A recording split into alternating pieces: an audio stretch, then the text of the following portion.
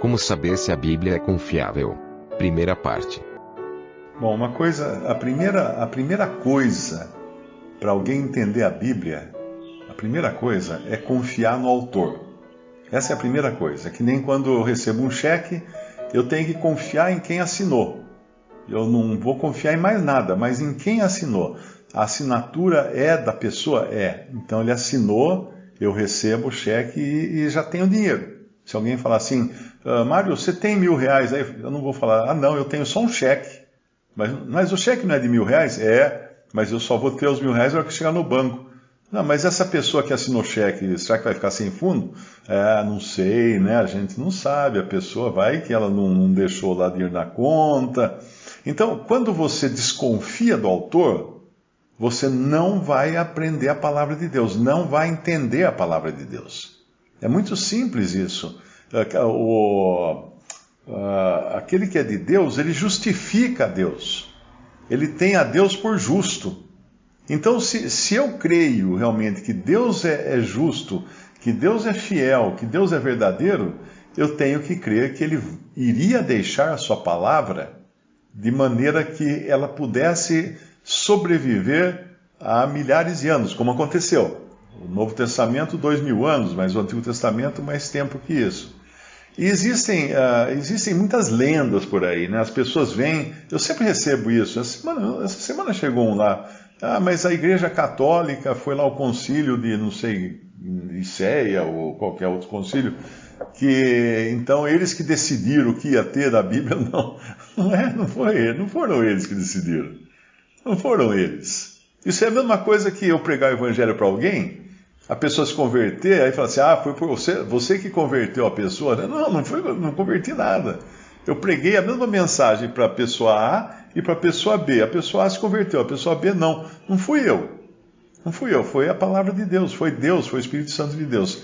Então, aquela conversa de que a Igreja Católica alterou, escondeu os manuscritos. Escondeu os manuscritos.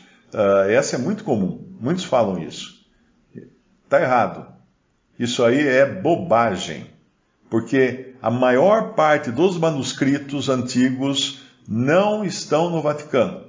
Está espalhada por museus, universidades e coleções particulares. Pessoas que compraram esses manuscritos de outras pessoas, de pesquisadores e tal.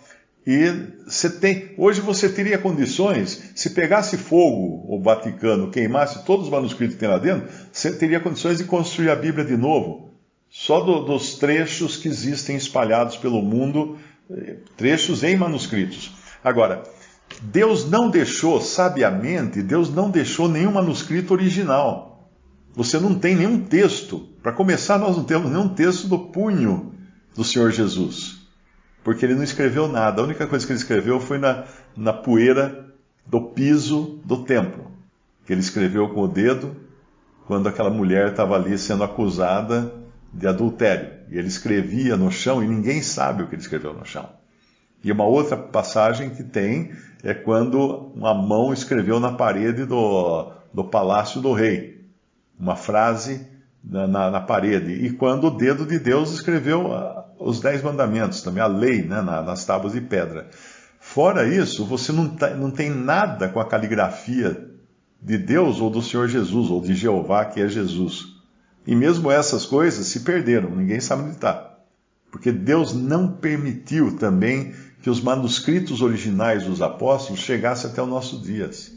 Quando você estuda a história e vê que teve um incêndio enorme, destruiu a biblioteca de Alexandria, no Egito, que era a maior biblioteca do mundo na época, Alexandria no Egito, eu fico pensando quantos manuscritos tinha ali, do punho talvez de Paulo, de Pedro, de Tiago, de outros, estavam ali.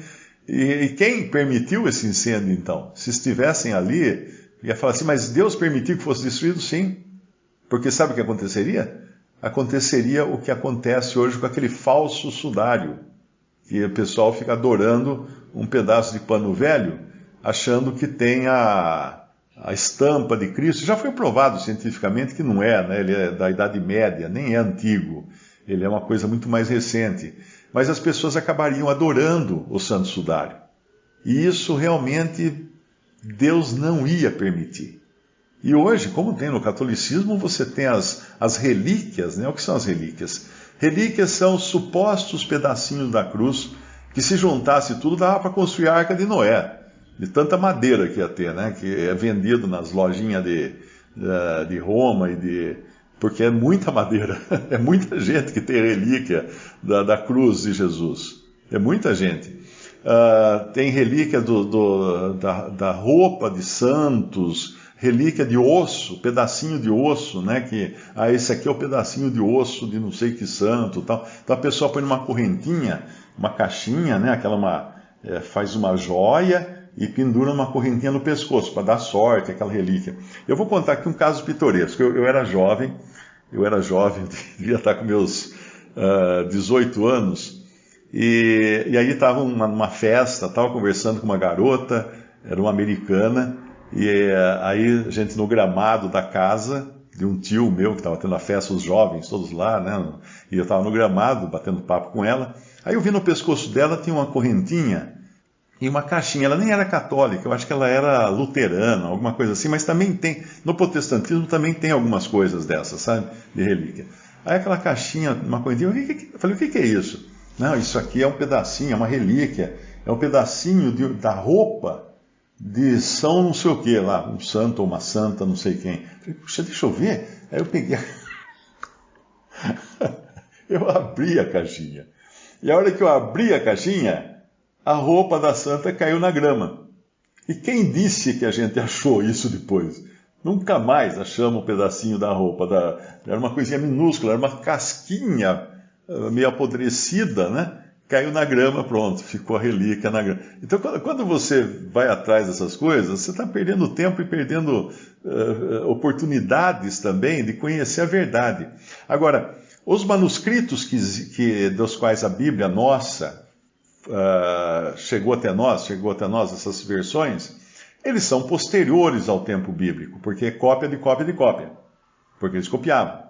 Os copistas eram muito zelosos, tanto é que em algumas cópias, se cair um pingo de tinta num manuscrito, a próxima cópia ia sair com um pingo de tinta, porque as pessoas não queriam mudar nada. Mas ainda assim, algumas passagens, em alguns manuscritos, talvez por excesso de zelo do copista, foram introduzidas algumas coisas, como em Atos 8.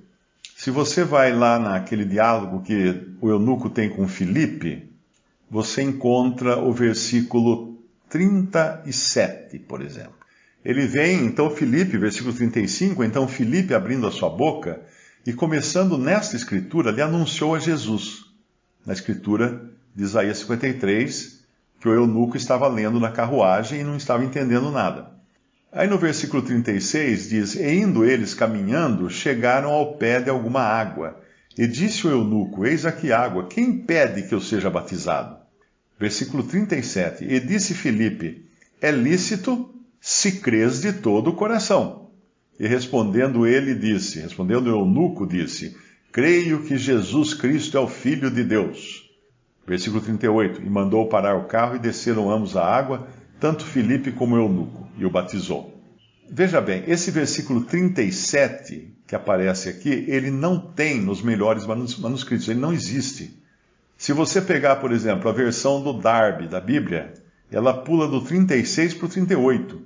Se você pegar algumas outras versões, o editor coloca entre colchetes, ou coloca em itálico, num outro tipo de letra, para deixar claro que isso aí é duvidosa a sua genuinidade. Não é uma passagem genuína, não é uma passagem que condiz com o original. Mesmo porque, se você analisar o que acontece aqui, essa passagem os batistas adoram ela, né? Os batistas adoram, porque eles falam, não, você só pode batizar a pessoa depois que ela crê. É lícito se crê de todo o coração. Quer dizer, se não crê de todo o coração, não pode ser batizado. Agora, se tirando essa passagem, de repente faz puf, muitas doutrinas assim desaparecem no ar. E é muito importante entender que até o que o eunuco fala, é algo que alguém não falaria naquele momento, porque a verdade ela foi sendo sendo revelado aos poucos, né? Agora você tem o eunuco, que era criado no judaísmo, ele era um prosélito, ele era um gentil que havia se convertido ao judaísmo e tinha ido até o templo de Jerusalém para adorar e estava voltando frustrado. E ele era também mal visto no judaísmo, porque ele era castrado, né?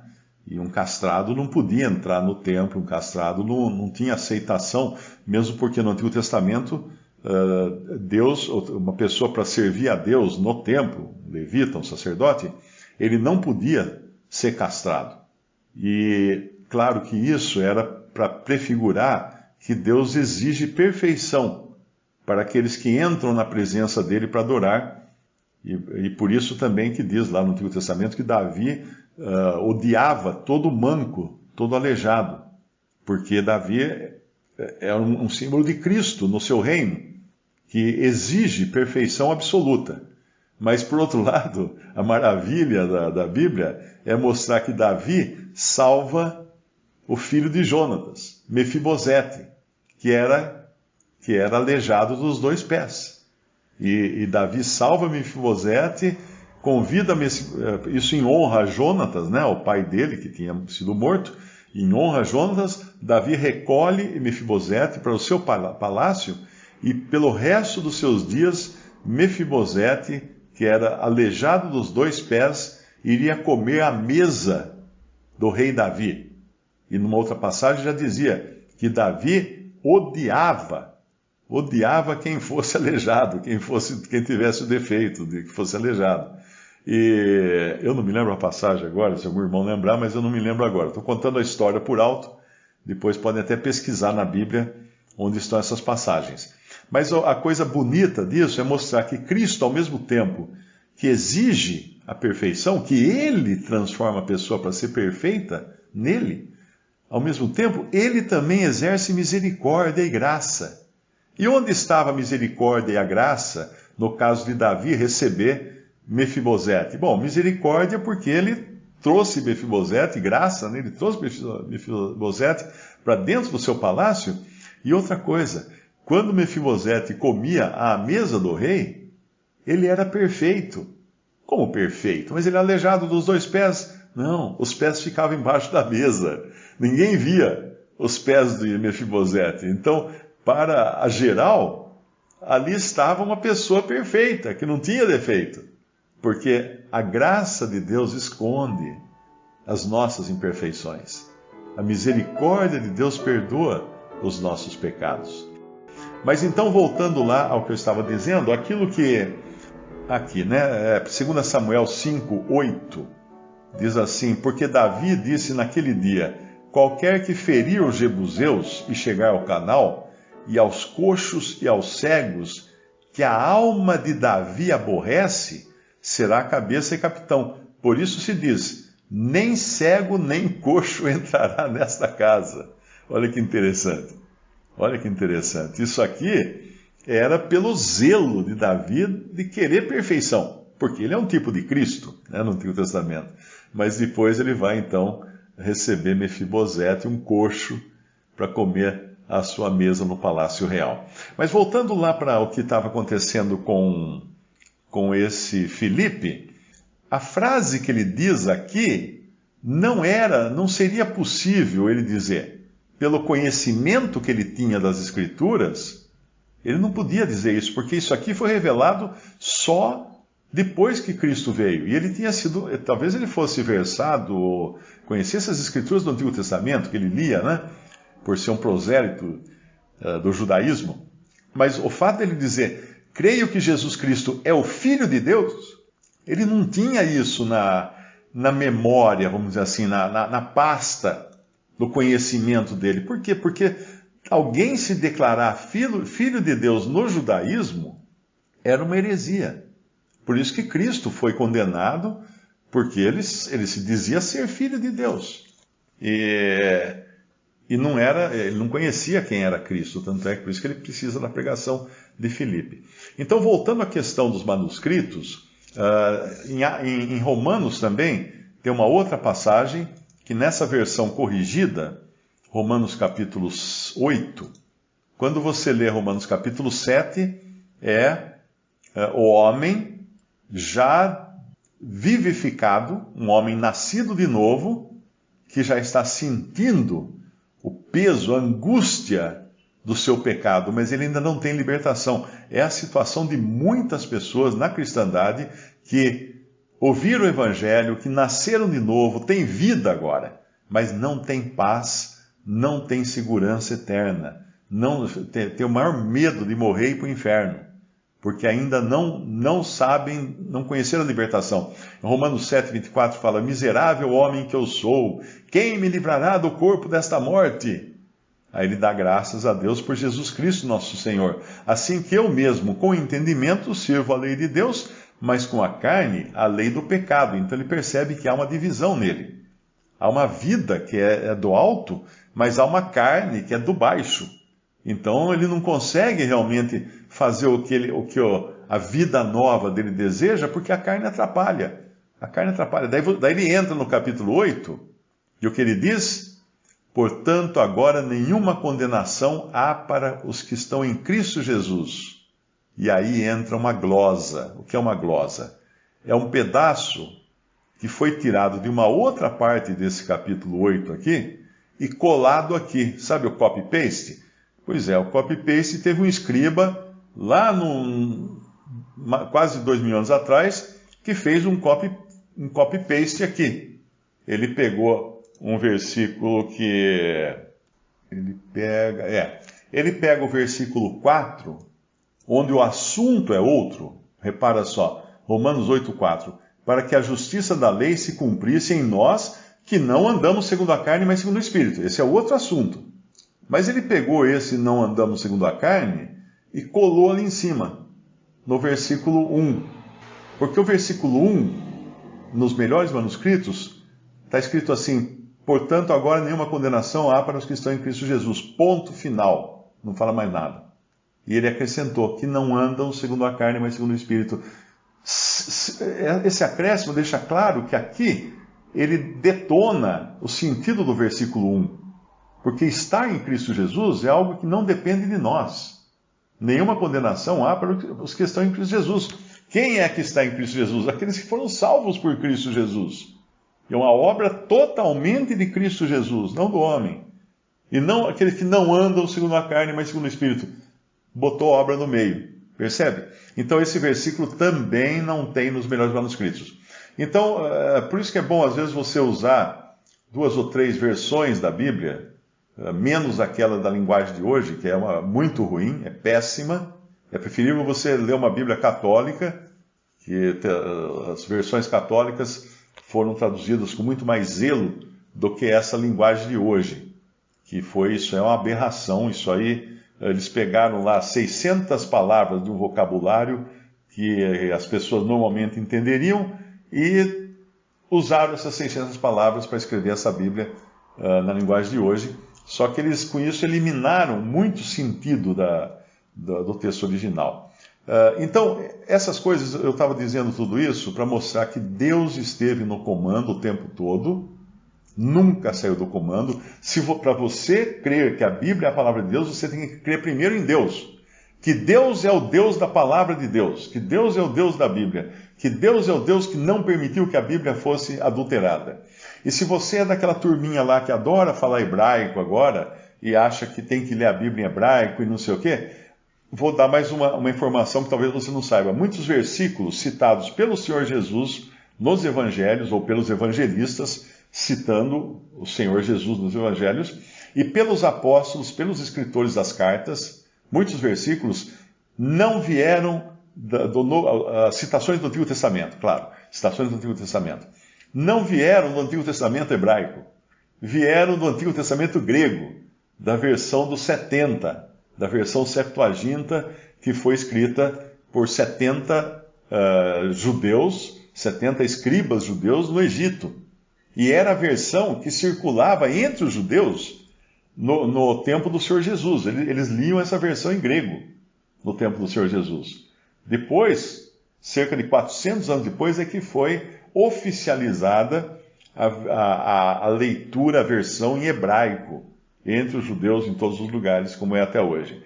Mas antes eles liam As citações no Antigo Testamento, no Novo Testamento, estão em grego.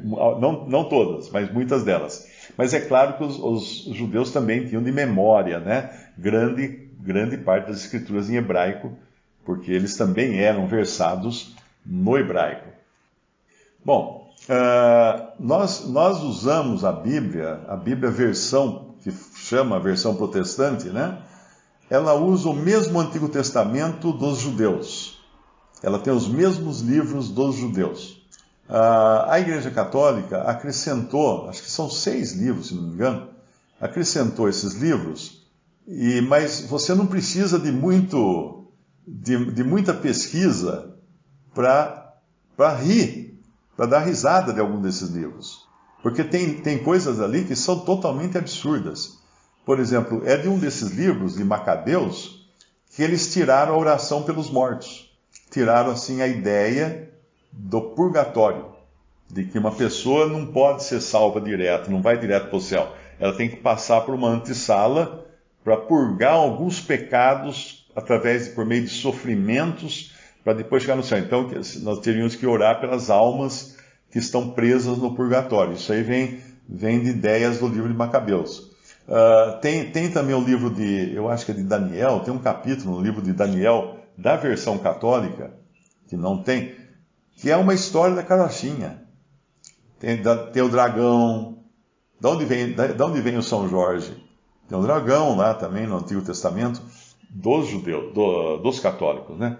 Então, você lendo esses livros ou estudando a história desses livros, logo dá para perceber que eles não deveriam estar mesmo no volume do Antigo Testamento, porque os próprios judeus não aceitam eles como sendo do Antigo Testamento. Mas o Novo Testamento é a mesma coisa. Você pegar um Novo Testamento católico, um Novo Testamento protestante, é a mesma coisa. Então, se alguém alega que não lê a Bíblia porque mudaram, porque puseram 6 livros no Antigo Testamento, é porque não quer ler a Bíblia. É isso. É desculpa esfarrapada que não quer realmente crer no Senhor Jesus Cristo. Vai arrumar sempre desculpa. Então a pessoa não vai querer ler. Não vai querer ler. Porque se quiser conhecer a verdade, aquele que quer saber a respeito da doutrina, aquele que quer fazer a vontade de Deus, conhecerá a respeito da doutrina. Então o primeiro passo é querer fazer a vontade de Deus. Para você conhecer a verdade, primeiro você precisa querer fazer a vontade de Deus. Porque não adianta você querer conhecer a verdade, tipo assim... O que você quer? Que parede que eu devo pintar aqui na sala aqui dessa casa? Aí o dono da casa fala assim, você vai pintar? Não, eu quero só saber primeiro a parede que eu preciso pintar. Não, mas você vai pintar? Você está disposto a pintar?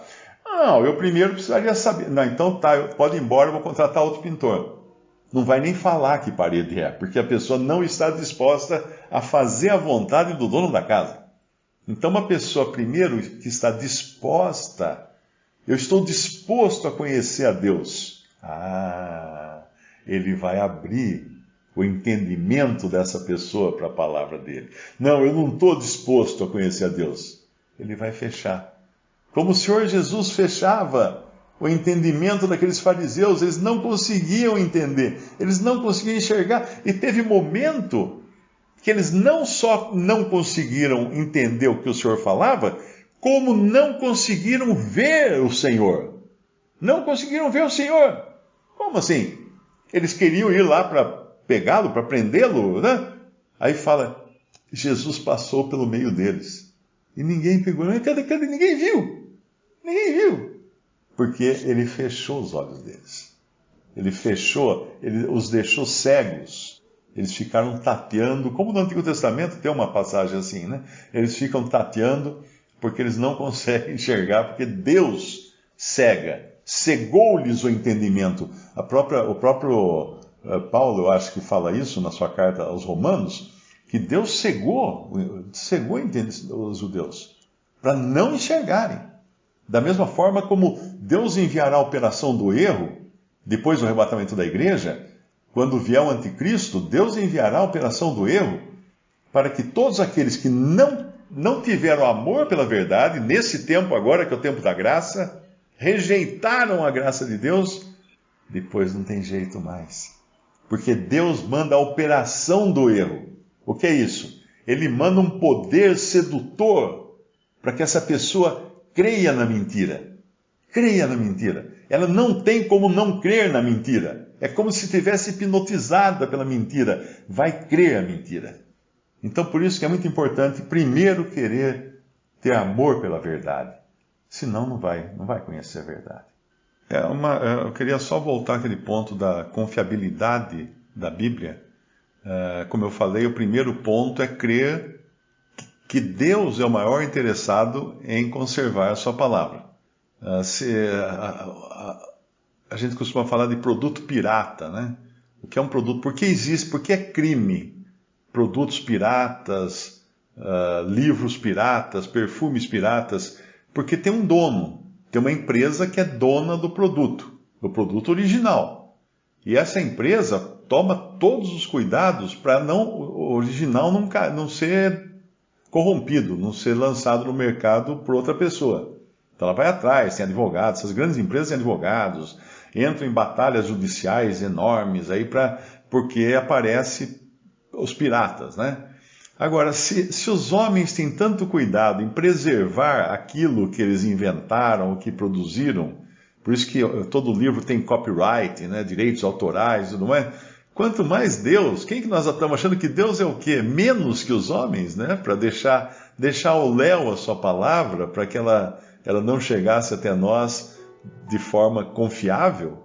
De maneira alguma. Ele cuidou da sua palavra ao longo de todos os tempos. Quando falam que, como alguém me escreveu, eu acho que mencionei já, que as cartas de Paulo eram só para o tempo de Paulo, que não é para hoje mais, então por isso que não tem muita importância as cartas de Paulo. Bom, existe um teste para a gente descobrir por que as cartas de Paulo que chegaram até nós são as cartas de Paulo que Deus quis que chegasse até nós e são para hoje essas cartas. Qual é o teste? Um teste é a carta de Paulo à Laodiceia, aos Laodicenses. Cadê a carta de Paulo aos Laodicenses? Ninguém tem. Por que ninguém tem? Porque Deus não deixou chegar até hoje, porque essa carta, sim, essa era só para aqueles dias de Paulo. A carta de Paulo aos Laodicenses. Cadê a primeira epístola de Paulo, a primeira carta de Paulo aos Coríntios? Essa está na Bíblia. Não está. Não está na Bíblia. Essa que nós temos chamada 1 Coríntios é pelo menos 2 Coríntios. Porque a 1 Coríntios foi uma carta que ele escreveu antes dessa, porque em 1 Coríntios capítulo 5, Paulo diz assim: já dantes vos escrevi que não vos associasseis com todo aquele que dizendo-se irmão e papapi, papapá. Essa carta escrita antes da 1 Coríntios que nós temos, não chegou até nós também. Por que não chegou? Porque era uma carta reservada apenas para a época de Paulo. E por que as outras chegaram? Porque são cartas reservadas para nós também. Então percebe que tem um Deus por trás disso. Se você não confia em Deus, você não vai confiar nas Escrituras. E nós sabemos, por exemplo, que os judeus tinham um zelo muito grande pelas Escrituras do Antigo Testamento, e nenhum judeu iria duvidar que fosse a palavra de Deus. Todos, porque um livro que diz ser a palavra de Deus, e não é o pior livro que existe. Tem que jogar fora, tem que queimar, não pode ler. Porque é o livro mais mentiroso que existe. Você pegar um livro budista ou alguma coisa assim, que fala coisas bonitas, papapi, papapá, mas não diz ser a palavra de Deus. Mas a Bíblia, o Antigo Testamento e depois o Novo Testamento, diz que é a palavra de Deus. Assim diz o Senhor. Esta é a palavra do Senhor. Várias vezes, repete. Várias vezes. Se não é, não leia. Jogue fora a Bíblia, porque você não pode ler. Ela é perigosíssima, porque ela diz que é a palavra de Deus e não é. É que nem você andar com dinheiro falso na carteira, você vai ser preso. Percebeu a gravidade da coisa? Então os judeus, eles sempre zelaram pelas Escrituras, considerando a palavra de Deus. E o Novo Testamento? Quem disse que o Novo Testamento é a palavra de Deus? O próprio Jesus falou, o próprio Senhor fala: as palavras que vos tenho dito, o Espírito Santo vos fará lembrar de todas as coisas. Ele próprio já endossou que as coisas que ele já estava dizendo e depois ficaram registradas, era a palavra dele, a palavra do próprio Senhor, Criador do universo. Agora tem uma passagem curiosa. Em 2 Pedro, capítulo 3, versículo 15, olha que interessante capítulo 3, versículo 15. E tende por salvação a longanimidade de nosso Senhor, como também o nosso amado irmão Paulo vos escreveu segundo a sabedoria que lhe foi dada por Deus, obviamente, falando disto como em todas as epístolas, entre as quais há pontos difíceis de entender. E agora ele vai falar dos pastores que tem por aí, que dizem que não é para ler as cartas de Paulo, que as cartas de Paulo não entendia nada, teve um até que falou que Paulo precisava ter estudado teologia, e etc. Ele vai mencionar esses homens aqui, olha, falando disto como em todas as suas epístolas, entre as quais há pontos difíceis de entender, que os indoutos, para não dizer ignorantes, e inconstantes torcem. Então, veja bem o que ele falou primeiro aqui. Paulo escreveu coisas difíceis de entender, mas ao invés de as pessoas simplesmente aceitarem o que ele escreveu e esperarem em Deus para entender aquilo pelo Espírito Santo de Deus, os indoutos e inconstantes torcem. Eles simplesmente torcem, simplesmente corrompem aquilo que não entendem. Não entendem, porque são ignorantes das coisas de Deus. Aí descarta. Quantas vezes você viu uma pessoa, você vai perguntar uma coisa de uma pessoa, ela não sabe, ela vai falar assim, não, isso aí não é importante, viu? Não liga para isso não. Para que serve aqui essa peça do carro? Não serve para nada, viu? Não serve para nada. Puseram aí, mas não serve para nada. Esse é o mecânico que não entende nada de carro.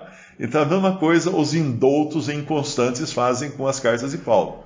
Isso aí não serve, não, isso aí não serve. Porque eles não entendem, eles não conseguem entender, elas estão fechadas para o entendimento deles. Agora, o restante da frase, veja bem. E igualmente as outras escrituras, para sua própria perdição. Quando Pedro escreveu isso, ele acabou de chamar as cartas de Paulo de escrituras, porque os judeus chamavam de escrituras o Antigo Testamento. Escrituras era o equivalente à palavra de Deus. E nesse ponto aqui, Pedro dá uma chancela de confiabilidade nas cartas de Paulo, chamando as cartas de Paulo de escrituras, e como igual às outras escrituras. Que outras escrituras? De Moisés, dos profetas, dos salmos e tudo mais. Veja que ele colocou no mesmo nível do Antigo Testamento em termos de fidedignidade, de confiabilidade, as cartas de Paulo. Agora, uma pessoa hoje que diz para você que não precisa ler as cartas de Paulo, que as cartas de Paulo não servem para nada, não são para hoje, é um mecânico que não entende nada de carro. Pegou uma peça lá e falou assim, isso aqui é pistão, mas não serve para nada não, viu? Pode jogar no lixo, aqui não serve para nada. Ele não entende que sem aquilo não funciona o motor. Ele não entende. A mesma coisa as pessoas fazem. Agora, nunca se esqueça que Pedro deu o seu aval para mostrar que as cartas de Paulo são também sagradas escrituras. Sagradas escrituras. E se algumas cartas de Paulo não chegaram até nós, como a Laodicenses, aquela aos Coríntios, tem mais umas 2 ou 3, viu? Se você procurar aqui, tem mais. É porque as que chegaram foram aquelas que Deus queria que a gente ficasse ao par delas. Um pastor falar que as cartas de Paulo não servem para nada hoje é a mesma coisa que o mecânico falar que o pistão, aí, o girabrequim, mas em cima disso que você falou, das pessoas que acham estranho alguém ler a Bíblia, né? Tem uma religião por aí que quando você aperta um pouco o parafuso, e aí a pessoa começa a espanar porque ela não tem conhecimento bíblico, né? Quando você está conversando com alguém, falando das Escrituras, aí vem a famosa frase, não pode ler a Bíblia que você fica louco. Você não deve ler a Bíblia. Quem lê demais enlouquece, porque a letra mata. A letra mata. Então, quando você tenta explicar o que está escrito, não O escrito é letra, isso é letra, a letra mata, a Bíblia fala que a letra mata. Só que a passagem onde Paulo escreveu que a letra mata, ele está dizendo, ele está falando da lei do Antigo Testamento, a lei da letra, a letra da lei do Antigo Testamento matava mesmo. Por quê? Porque condenava. O Antigo Testamento não tinha nenhuma palavra de salvação. A lei, não o Antigo Testamento, eu digo, a lei dada a Moisés é: não matarás, não adulterarás, não sei o quê, não isso. Quem fizer isso vai morrer, quem fizer aquilo vai morrer, quem fizer aquilo outro vai morrer. Então, a letra matava mesmo, a lei matava. Como no Brasil, a letra manda para a cadeia o criminoso. Não é? Quando eles vão julgar o criminoso, o que ele praticou? Assalto à mão armada. Vamos ver a letra, o que diz aqui. Tantos anos de cadeia. O que ele fez? Ele roubou a casa lá. A letra da lei diz o quê? Tantos anos de cadeia. Então, a letra prende no Brasil, mas no Antigo Testamento a letra matava. Então, quando alguém chegar para você e argumentar que a letra mata, essa pessoa nunca entendeu que está falando da lei, a letra da lei. Essa letra mata, sim, porque a letra não tem poder para salvar. A letra só tinha poder para condenar. Então, tem isso, porque eu sei que tem muitos irmãos até que saíram dessa denominação, e eles falavam que isso era falado a título de ameaça. Sempre que alguém queria argumentar com base na Bíblia, aí vinha essa sentença: a letra mata, meu irmão. Porque daí é para a pessoa: não olha para a Bíblia não, você vai ficar louco de ler a Bíblia e tal.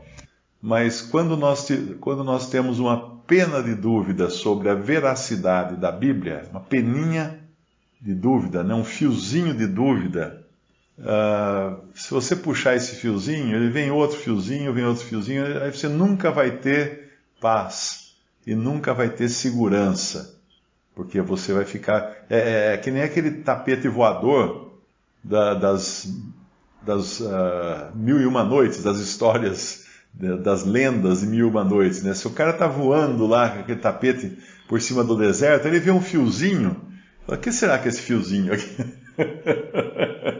Daí ele começa a puxar. O que vai acontecer com ele? Vai beijar o chão. Então, o primeiro passo é ter total confiança em Deus e na sua palavra. E quando não entender, espera que Deus depois revela, depois Ele mostra. Então nós vivemos assim. O crente anda por fé e não por vista. Nós cremos.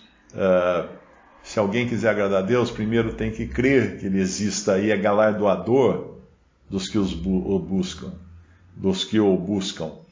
Quando eu confio que Deus pode prover tudo, então eu levo uma vida muito mais tranquila e sossegada.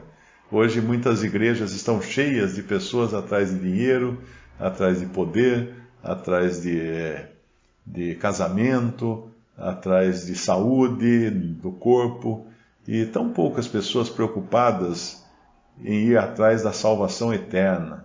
E depois de recebida a salvação eterna, perguntar: Pai, o que o Senhor deseja de mim agora?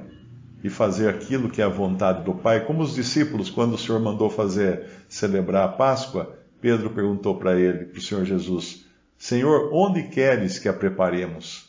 Aí já não era, eles já não estavam mais fazendo a vontade própria, eles estavam perguntando para o Senhor.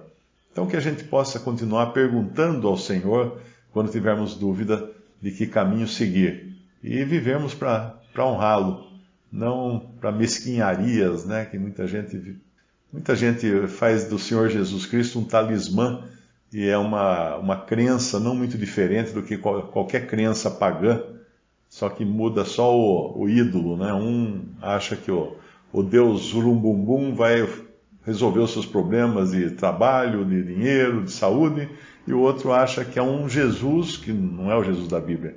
Um Jesus aí vai resolver esses problemas. É a mesma coisa, é uma religião pagã, essa que vai atrás de benefícios e não atrás do beneficiador, essa que vai atrás de bênçãos e não atrás do abençoador. Então é muito importante seguirmos sempre atrás do Deus que abençoa, não das bênçãos de Deus. Visite Respondi.com.br. Visite também 3minutos.net.